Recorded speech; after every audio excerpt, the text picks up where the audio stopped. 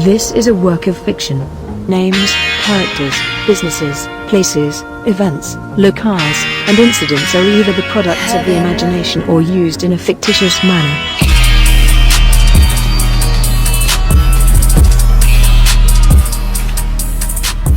I finally hit puberty in between the last two shows. Mazel tov, man. Yeah, dude, it feels good. I'm got all these weird new urges. I really hate my parents for some reason, even though they've done nothing to me. You remember that when you like became 13 and you were just mad at your fucking parents for like no reason? I think I blocked it out. Dude, I would get so mad for just no fucking like family dinner. My parents like also didn't know how to make conversation with me except ask questions like a Rolling Stone reporter, just like how was your history? Just like the most annoying fucking and I couldn't stand it, dude. I'm like eating my chicken nuggets, just feeling like this is the end of the world, you know? Puberty, dude. And then you turn like I probably turned like 18 or like 19, 20, and I'm just like, dude, you're a fucking psycho. Like, what are you even thinking? You know? What, yourself? Talking to yourself? No, I was talking to my fucking dad. No, yeah, I was talking about myself. Yeah, dude, that show was really crazy. Like, just pure, like, adolescent hormone.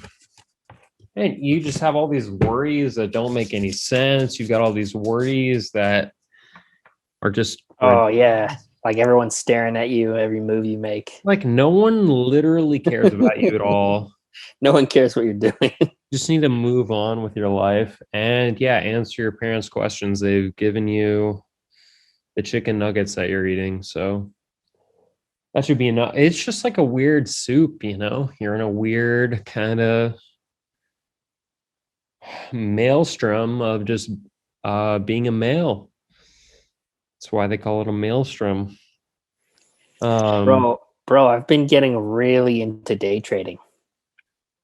Are you collecting fat stacks?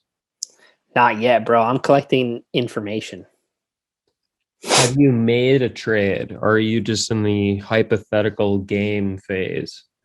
I'm in the hypothetical phase. While I was getting used to the platform, I made a swing trade over the course of a couple of days. I got a 20% return. Okay. That's all right. I mean, no, that's whatever. Pretty good, man. That's all right. I mean, you think you're some hot shit? I will be. That's cool, man. That's dope. What have you learned? What's the number one thing you've learned? Well, I've learned like what indicators to use, how to look at support and resistance lines, kind of going through past chart history, kind of news scanners, when to like look for I'm specifically going for penny stocks and day trading penny stocks. So I'm not really looking at other parts of the market. Risky moves, my friend. I hope you succeed. There's a big upside there. Thank you. Big downside though if you fuck up. Yeah, but that's what the stop loss is for, man. I know. You set a stop loss and you lose a little bit, you cut your losses short and you keep going, you know? There you go. You want to look for plays with a low float, which means that there's just not a lot of shares to be bought. You know, there's a low supply. Okay. Why do you want that? Because there's a higher swing potential? Yeah, higher demand. So it's going to be worth more. When there's a good news catalyst and everyone's trying to buy it and there's not as much of it, you know, you want to look for volume rushing in. It's got to be early on the news scanners. Got to be looking at these. It's hard on the West Coast because we don't have that. We have to wake up early. Oh yeah, something the East Coasters have an advantage on. They don't have to wake up at fucking 5 or whatever.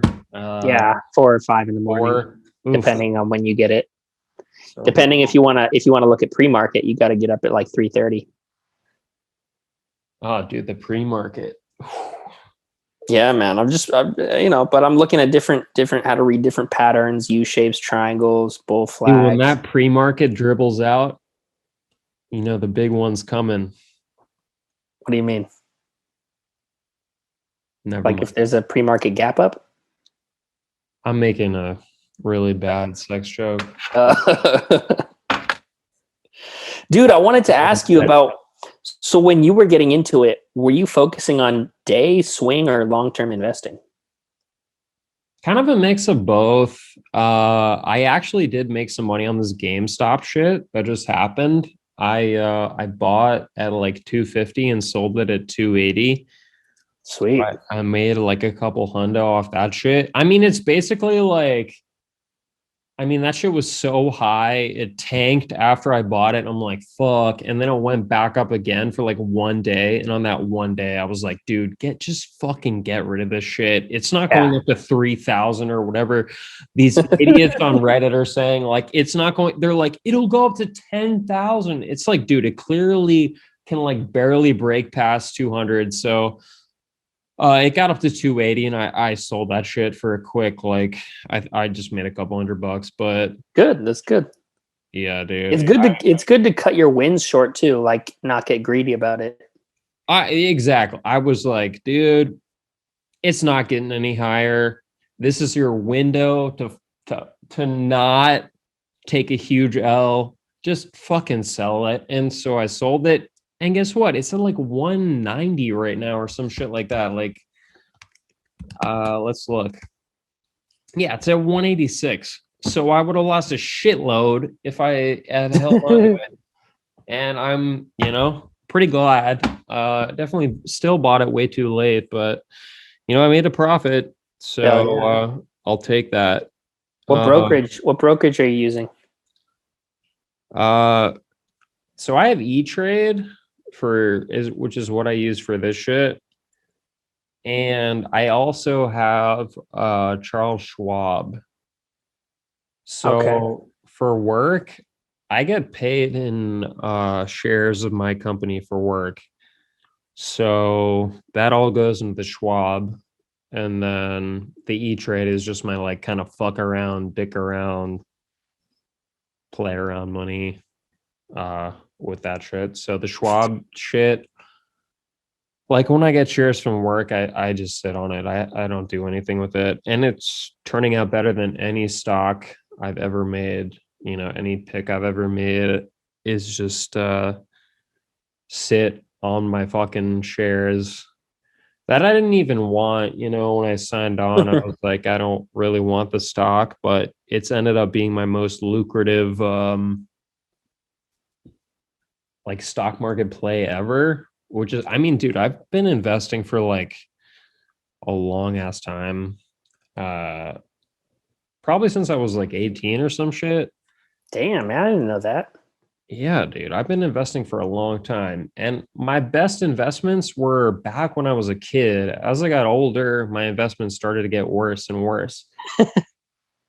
Like, I think back in the day, I invested in GE right after the OG market crash, and that shit ended up like doubling. I told my parents to invest in Apple during the iPhone. They would have made like a gajillion dollars. They ignored me. Oh, hell yeah, bro. Dude, that was back in like 2006. I know. They've gone up like at least 1,000% since then. Yeah, I know. I was in 8th grade and I told my parents to do it and they ignored me. And now I'm like, well, you're fucking... I'm at the family dinner table again and I'm like, you're fucking stupid. I freak out at them. No, the thing about investing is it's like,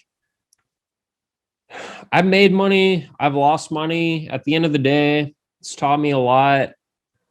For me, the biggest thing is I don't invest in companies that I don't believe in.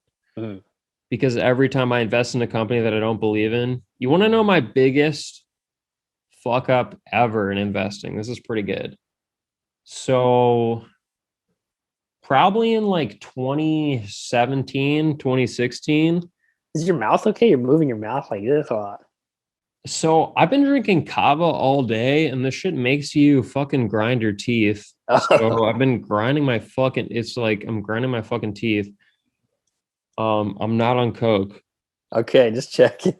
Yeah, no, I've been drinking kava all day, so my fucking this shit makes you just grind like crazy. My jaw will probably be swollen tomorrow.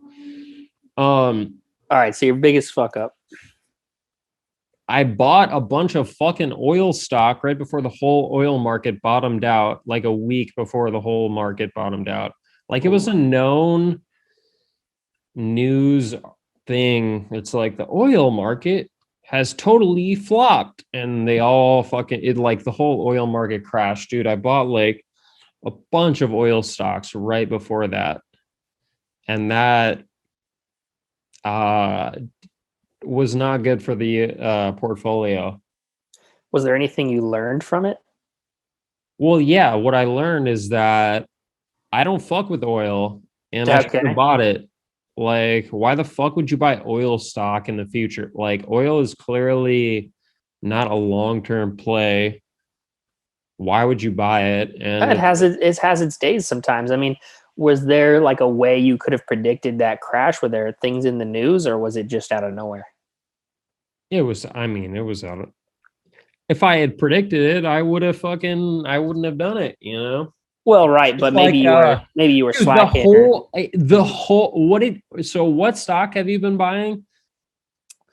The trade I made one trade. I bought Lemonade, the insurance company.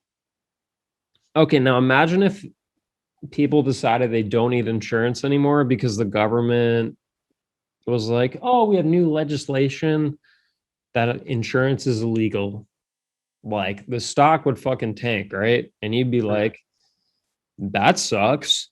My shit is worthless. That's basically what happened. It like pretty much came out of nowhere. Got it. And happened right after. And it was very discouraging. So I didn't buy any stocks until I did this GameStop shit, honestly. And even the GameStop shit, I was kind of like, fuck. Like, I was like, I'm going to lose all this money. I don't even give a fuck. Like, fuck it all. You know what I'm saying? Like, it was some like Vegas casino, 2 a.m. power play. Like, I was just kind of like, it was kind of like a, it was like when, it was like when people cut themselves in a bathtub, but instead of blood coming out, money came out of my E-Trade. But then the blood went back into my body and I felt rejuvenated. So who knows what I'll invest in next? You can hook me up with some stock tips. For sure. But yeah, dude, I mean, the best thing for me has been sitting on the stock I get paid every month and just not doing anything with it. That's been the best thing I've done in my whole 10 fucking year, literally 10 years of doing this shit. The long-term play. The thing about the dude, so yeah, the thing about day trading, and like I know you're studying it and you're into it and you're just hear me out. I know my jaw is going crazy right now, by the way. It's fucking insane. Hear me out. The thing is like you're facing off against people with some of the most powerful computers available, people that have been doing this for fucking decades. Yeah. Like the competition, nothing against you. The competition is pretty steep, man. The competition is really steep, dude. And Absolutely. I mean, that's the thing about the GameStop saga is it's like they're gonna hold on to that like they're hanging on to a cliff. You know what I'm saying? Like they're not gonna just give that up that easy to some guy. Like, oh, we'll just let you come here. Like, you know what I mean? Like these guys are the greediest motherfuckers on earth. And they are fucking ruthless. which is why when I was day trading, like it was really hard. What I would do with day trading, and we should put a disclaimer that none of this podcast is stock advice or stock tips, and we are not the FE33CC. We're just a bunch of guys. No, the FEE3C. Oh, it's different. got it. But Thought you were dumber than you are for a quick second. No problem. I'm not, dude. I'm a fucking brilliant stock guru. Yeah, I mean the thing is with the day trade, what I would do is I would wait for the what do they call it? You look like such a cokehead right now. I know, dude. It makes my jaw like so crazy. You can't see it with the mask on, which is great. But with the mask off, I'm like, I can't. I'm trying to like hide it. I can't. Right, Anyway, when I was doing day trading, what I would do is I would wait for the quarterly reports and I would try to guess if it was going to be good or bad. And then based on that, buy the stock or short the stock and then see if it would go up or down. And I had a couple hits and I had a couple losses. Yeah, I mean, the thing is just like straight up, I've made more money sitting on stock and doing the long term than I've ever made doing the day trade. And dude, in the last 10 years, I've done all that shit. I've done day trading, I've done long term, I've done shorting, I've done GameStop, to me, that's a good sign that you started out and you were able to make money. Like for me, I'm starting out with paper trading. So I did that one trade, but then I realized I should paper trade. So you know what that's is. Smart. That's smart. The thing is if you didn't, you were going to lose all your money. So right. It's good. No, I'm trying to build a track record. And once I have 3 months of consistent, good money making, I'm going to move to my real money. I think that's a stupid ass idea. I know that's a great idea. I think that's really smart. Yeah, man. I think the fact that you actually had some wins when you were starting out with, that's great, man. I think if you paper traded, you could really do something with it, man. Especially if you got good information on analyzing charts and how to do it. Were you using You're doing it the right way where you have the charts and you APNA? have the apps. You're doing it the right way. I was not doing it with charts. What I would do is go to Stock Twits, which is like this, it's basically Twitter. I know Stock Twits. Yeah. So for anyone listening, it's basically Twitter, but for the stock market. And I would check that, get a general sentiment, and then I would buy shit and I would kind of just look at it. I wasn't doing it the right way that you're doing with the fucking graph and the fucking Venn diagram and the fucking, I look down at my chest and I've tattooed a bar graph into my spleen that tells me the true answer. You know what I mean? I never did that. You know what I mean? For better or for worse. So again, Bro, I think I made money on Tesla too. I made money on Tesla back in the day, but I sold it. And if I kept it, I'd be fucking rich as fuck. Are you kidding me? I sold it. Dude, that shit's up like a gajillion %. It's fucking crazy. So what I really should have done is bought a bunch of shit a year ago when the whole market crashed. Should have bought a bunch of Bitcoin. Should have bought anything. You know what I mean? Well, if it starts being profitable for me, I'll shoot you over some information on how you can get started. Dude, send me over a Harris version of a graph, or it's like a snake pointed up into a bar graph, and I'm like, I can decode this. The FCC will never understand, but the guy I've been listening to, he says you want to use the indicators everyone else is using, No, I don't know. I think that's fucking dumb. I think that guy doesn't know what he's talking about. You want to use the VWAP. You want to use the 200 MA, the 50 MA. This is off the top of my head. You want to look here's the open, the close, 52-week high, 52-week low. Go ahead. Here's the thing about day trading, and I have to be the foil to you to make the podcast interesting. Sure. But also, I feel this way. It's just like most of the people I know that have done that shit have lost money.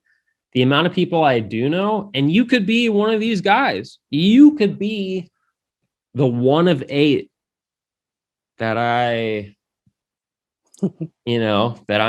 Dude, yeah. So you could be the one of the 8 guy. I know one guy. I'm not going to say his name. I know one guy took money from his dad. He took $100,000 from his dad. Damn.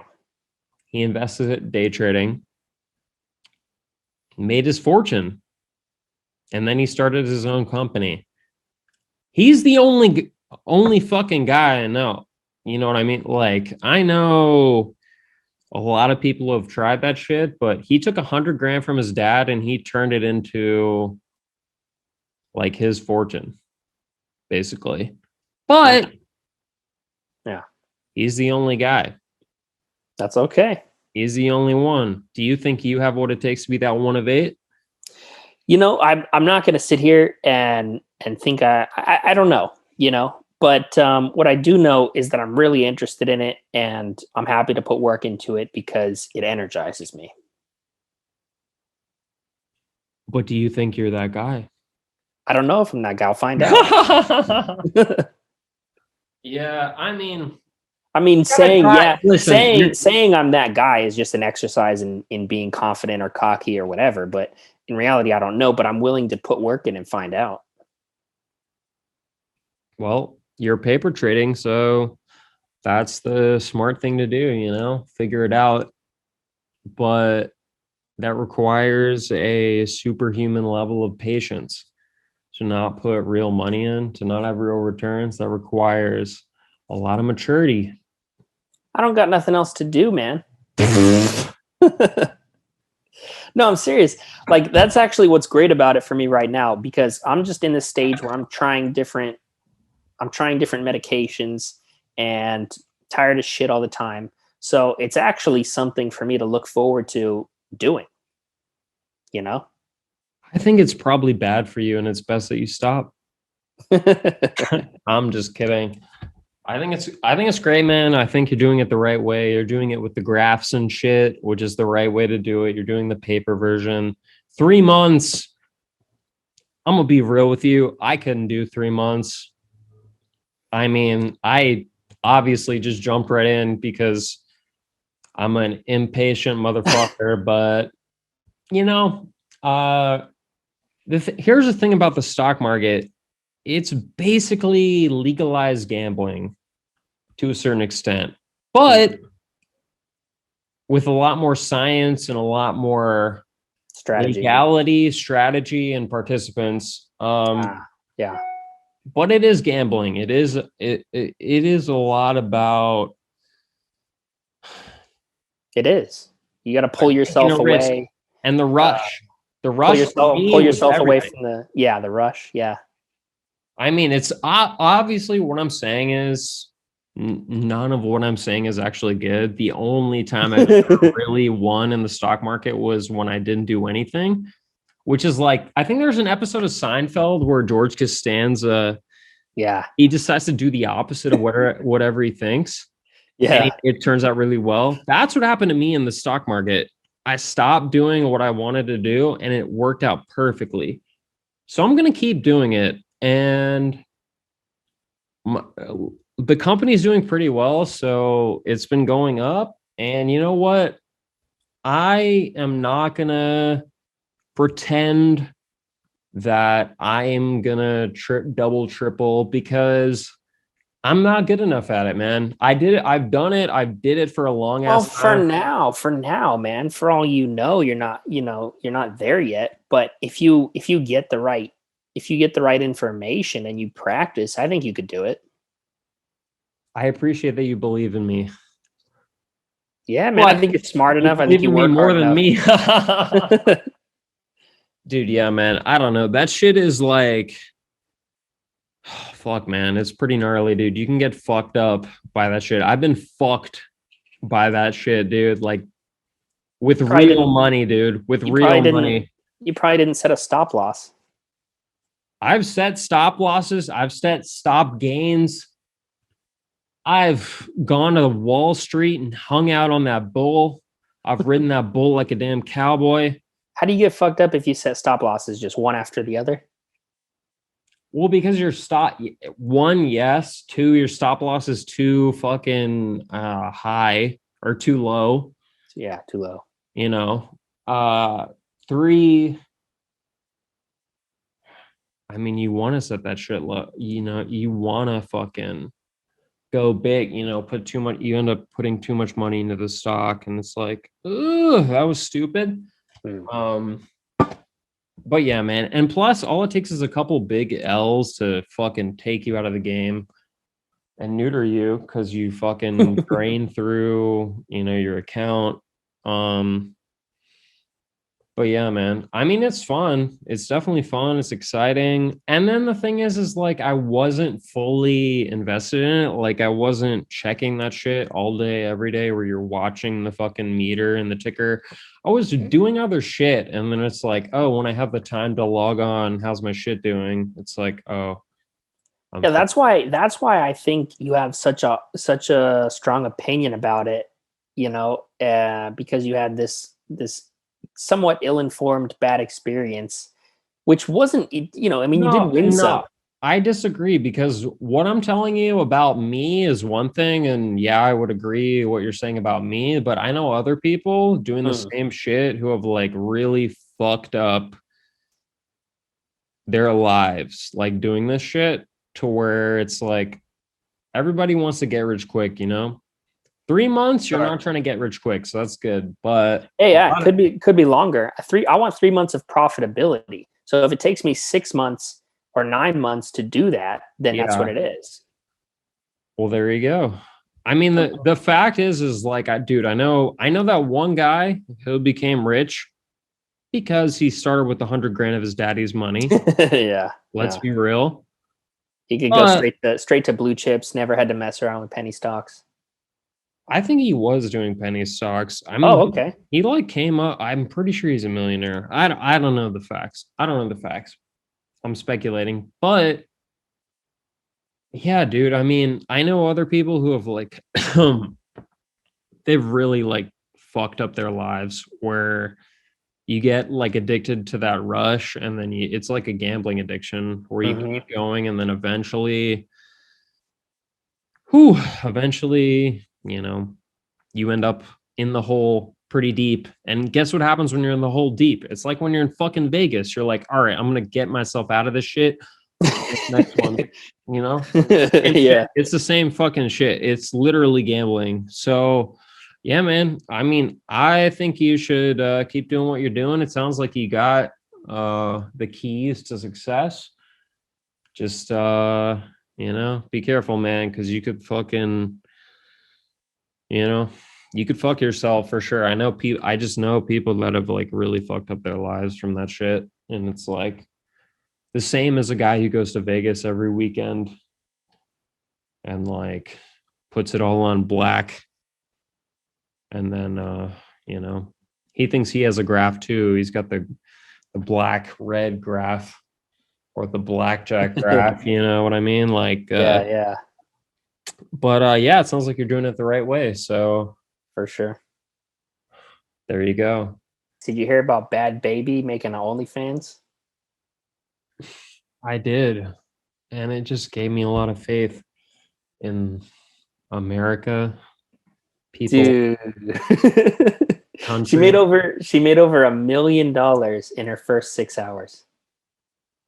Yeah. I mean, what can you say about that? She turned 18 like a week ago. And then like how many people were waiting for her to turn 18? Yeah. It's kind of creepy.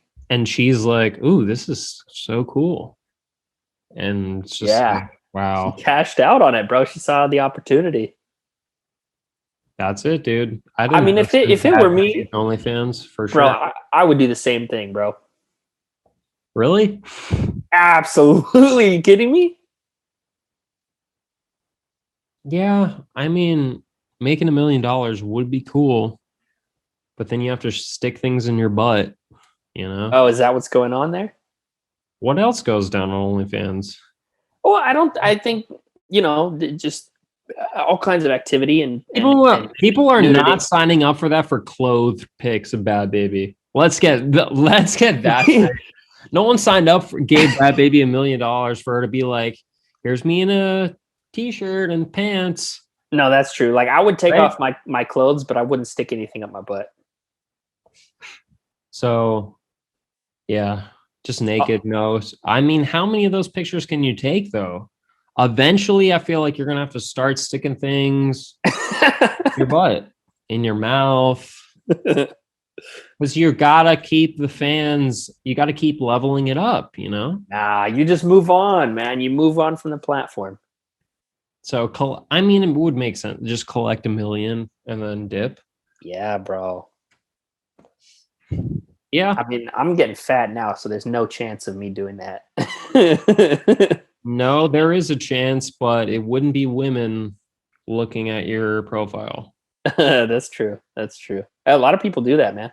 The market, I don't think there's chicks on OnlyFans looking for guys. Right. I think there's guys on OnlyFans looking for guys and guys on OnlyFans looking for girls. There's like one chick, all her friends are dudes. She's like a big, hefty girl. You know, she might be a client on OnlyFans. I could see maybe 1 or 2 girls on the whole site. Yeah.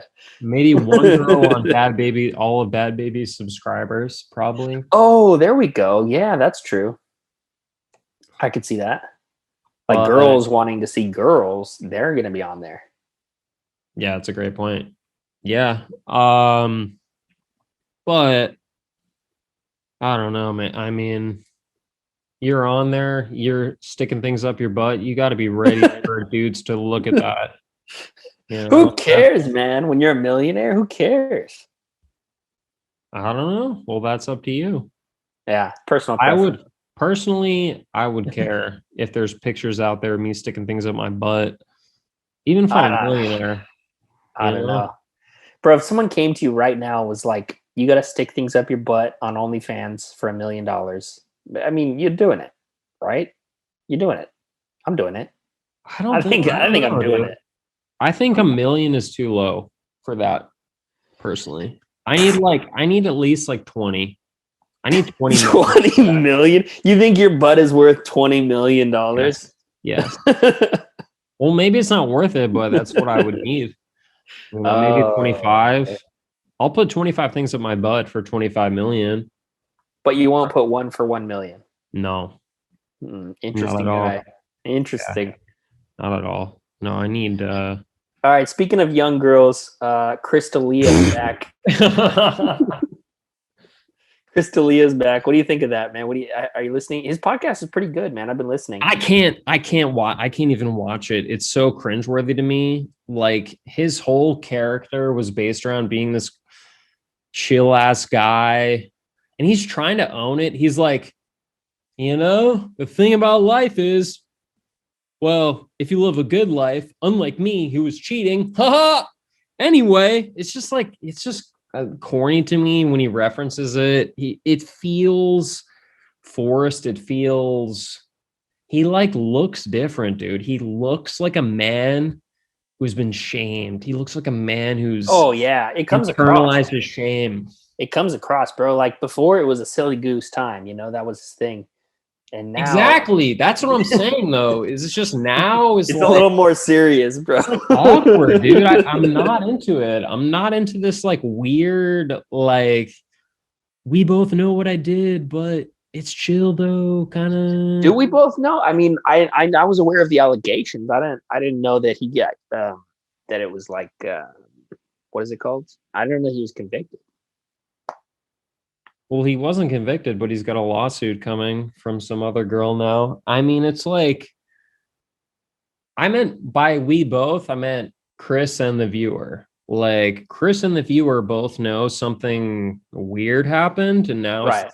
kind of thing that's just lingering over, and I find it I find it extremely uncomfortable to watch, honestly. I can't do it. I Okay. find it pretty cringeworthy.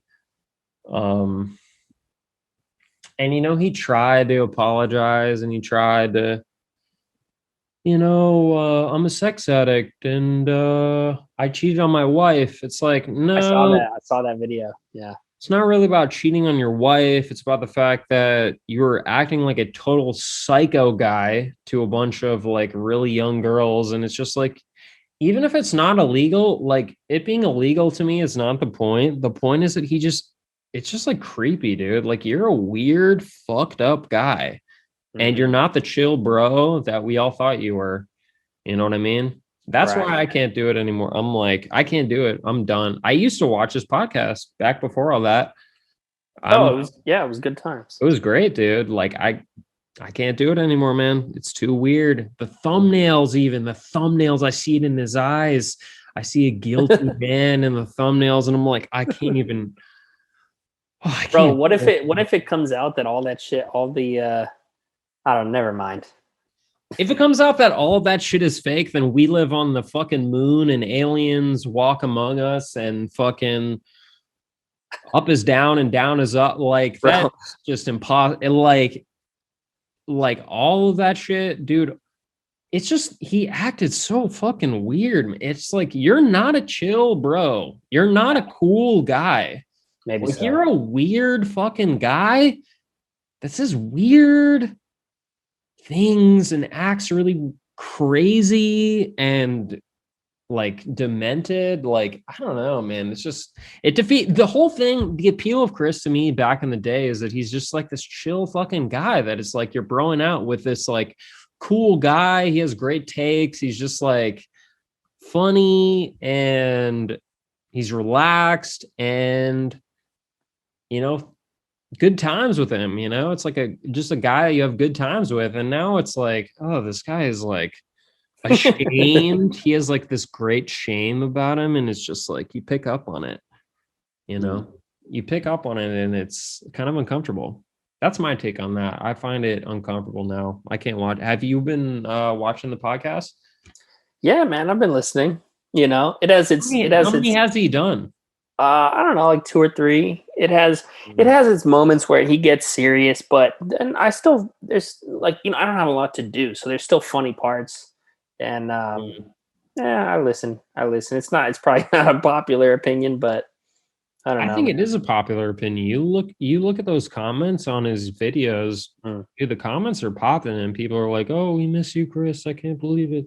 Right, "Oh, right. Chris, we miss you." I think like it's actually crazy because back when all that shit happened, it was a big fucking deal and everyone turned on him. And now everyone's kind of turned back to where it's like, oh, Chris, I'm so excited to see you and all this shit. Like the comments are fucking really in his favor, which is really surprising to me. I'm really surprised. But the fact is if you're a fan of someone and you're really a fan, you're willing to forgive almost anything.